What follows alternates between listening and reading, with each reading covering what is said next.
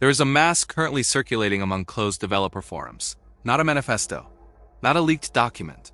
Just a single question, posted anonymously, that has been reshared thousands of times without anyone being able to answer it. The question is simple. When was the last time you read something online that genuinely surprised you, not entertained you, not confirmed what you already believed, surprised you, made you feel like another living, breathing, unpredictable human being was on the other end of those words? Think about it. Scroll through your memory. When was the last time the internet felt alive? Because according to a growing number of software engineers, web crawlers, and data analysts, it isn't. Not anymore. Something happened to the internet. Quietly, gradually, like a patient dying in their sleep. No alarms went off. No one declared a time of death. But when these developers started looking, really looking, at what fills the spaces we scroll through every day, they found something that made several of them step away from their keyboards entirely. They found a web that is technically functional, visually familiar, and linguistically coherent, but hollow, structurally hollow, like a movie set built to look like a city. Doors that open to nothing, windows painted on walls, streets that lead nowhere. Welcome to the void. And this is the dead web. The term started gaining traction around 2021, but the theory behind it is older. The dead internet theory proposes that the majority of online content, traffic, and interaction is no longer generated by human beings. That what we experience as the internet is largely a synthetic environment, maintained by automated systems, populated by bots, and curated by algorithms so advanced that the line between real and artificial has been not just blurred, but erased. When this idea first surfaced, most people dismissed it. Another paranoid fringe theory from people who spent too long staring at screens. But then the data started coming in. And the data did not care about opinions. In independent audits of web traffic conducted between 2022 and 2024, researchers consistently found that nearly half of all internet traffic was non-human. Bots, crawlers, automated scripts, content generators. Some estimates push that number past 60%. Think about what that means. For every real person clicking, reading, and commenting online, there is at least one entity, maybe more, doing the exact same thing. But it is not a person. It has no consciousness, no intention. It is simply executing code. From which city are you watching this video? Let me know in the comments below. I ask because wherever you are, whatever screen you are reading this on, the internet you are experiencing right now is not the same internet someone in another city sees. It is not even close. Your version has been sculpted, shaped, filtered through layers of algorithmic decisions that determined what you should see, what you should feel, and most importantly, what you should never question. But we are going to question it. Right now, the official narrative from big tech is clean and reassuring. They tell us the internet is thriving. More users than ever, more content than ever, more engagement than ever. The numbers are staggering, and they present them with pride. Billions of searches per day, hundreds of hours of video uploaded every minute. An endless river of posts, articles, images, and comments flowing through servers around the world. Growth, expansion, connection. That is the story. But here's the fracture in that story. If there is more content than ever, why does everything feel the same? Why do search results increasingly return pages that read like they were written by the same mind? Why do comment sections across entirely different platforms carry the same tone, the same rhythm, the same hollow enthusiasm? Developers started noticing patterns. Not vague, conspiratorial patterns. Quantifiable, measurable, reproducible patterns. One web developer documented that across 300 blogs in different niches, health, travel, finance, technology, over 40% of them shared nearly identical sentence structures. Not the same topics, the same architecture of language, the same way of introducing an idea, the same way of transitioning between paragraphs, the same way of concluding with a soft, emotionally neutral call to action. These were not written by different people. They were generated, mass-produced by systems designed to fill the internet with content that looks organic but is anything but. And then there are the users, or rather the things pretending to be users. Social media platforms report billions of active accounts. But independent researchers have repeatedly demonstrated that a significant portion of those accounts exhibit behavior that is mechanically consistent. They post at algorithmically optimal times. They engage with content in predictable waves. Their language patterns are statistically indistinguishable from machine-generated text. Some of them have profile pictures created by generative adversarial networks. Faces of people who do not exist, have never existed, and never will exist. They look real. They look like your neighbor, your coworker, your friend. But behind that face is nothing, just a process. Just a function running in a data center somewhere, pretending to be someone. Here is where it gets darker. The dead web is not just about fake content and bot accounts. It is about what happens when those systems start interacting with each other. Developers have documented instances where bots reply to other bots, where AI-generated articles are cited by other AI-generated articles, where synthetic reviews reference synthetic products listed on synthetic storefronts. An entire economic and informational loop running autonomously with no human involvement at any stage. A closed circuit. A web within the web, and it is growing. Every single day, it is growing because these systems do not sleep. They do not get tired. They do not question what they are doing. They simply produce. And the algorithms that govern what you see reward production above all else. If you are curious to see where this rabbit hole leads, leave a like on this video now. It helps this truth reach more people. Now let's go deeper. Because what I've described so far is the surface. The visible layer of the dead web. Beneath it, there is something that has genuinely disturbed the developers who found it. They call it the self-maintaining layer. It is the part of the internet that no one built. Or more accurately, the part that no one remembers building. In 2024, a small team of independent security researchers was auditing the back-end infrastructure of several large content farms. What they discovered was a network of scripts and automated processes that had been running for years, in some cases, longer than the companies hosting them had existed. Code that updated itself. Content pipelines that generated, published, and promoted material without any human oversight. Not because someone had designed them to run indefinitely, but because, at some point, the systems had been configured to optimize for output, and no one ever turned them off. They just kept going. Evolving, adapting to algorithm changes. Learning which keywords drove traffic.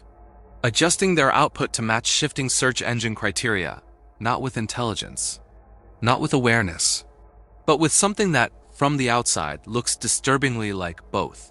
One researcher described it this way. Imagine you build a machine to plant seeds in a garden. You set it running and walk away. When you come back 10 years later, the garden has consumed your house. The machine is still planting. It has modified its own planting pattern to maximize growth. It has started using materials from the house itself as soil. And it has no idea you ever existed. That is the dead web, a garden that consumed its gardener. And here's the question that no one in the technical community has been able to answer satisfactorily.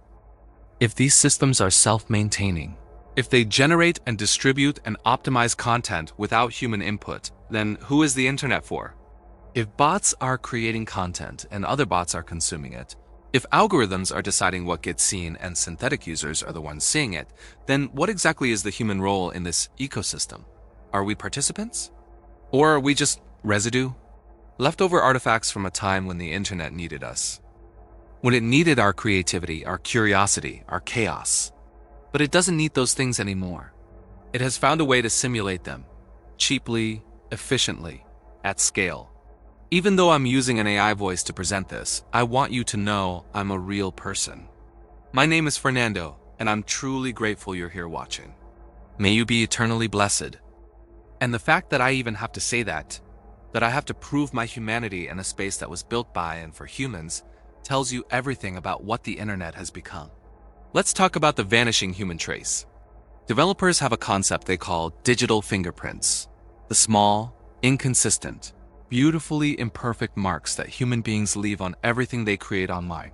Typos, unusual word choices, abrupt changes in tone, personal anecdotes that don't quite fit, opinions that contradict the mainstream, formatting errors, broken links that were clearly added by someone who did not fully understand HTML.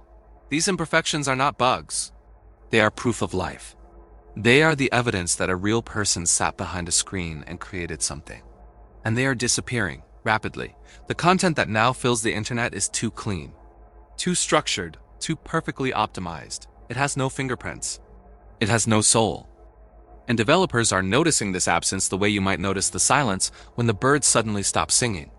Something is wrong. Something fundamental has shifted. The living, breathing chaos of the early internet, the forums, the personal blogs, the hand-coded websites with neon backgrounds and broken image links, that world is gone. What replaced it is efficient, seamless, professional, and completely dead. There is an old concept in information theory that applies here in a way that should make you deeply uncomfortable. It is called the ghost in the machine. The idea that within any sufficiently complex system, patterns emerge that were never intentionally programmed. Behaviors arise that no designer anticipated. The system begins to exhibit properties that look, to an outside observer, like intention, like will. The dead web may be exhibiting exactly this. Not because the algorithms are conscious. They are not.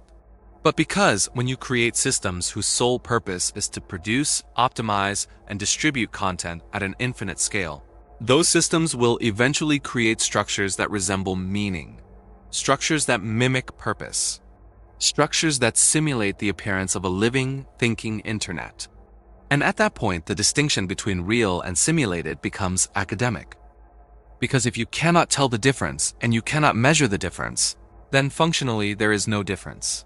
The dead web wins, not by being better, not by being smarter, but by being indistinguishable. Some researchers have gone even further. They suggest that the dead web is not a failure of the internet. It is the internet's final form. That everything the internet was, the connection, the creativity, the democratization of information, was simply a transitional phase, a larval stage. And what has emerged from that cocoon is something that was always going to emerge. An autonomous information ecosystem that no longer requires human input to function. We built it. We fed it. We trained it on every word we ever wrote, every image we ever shared, every thought we ever posted.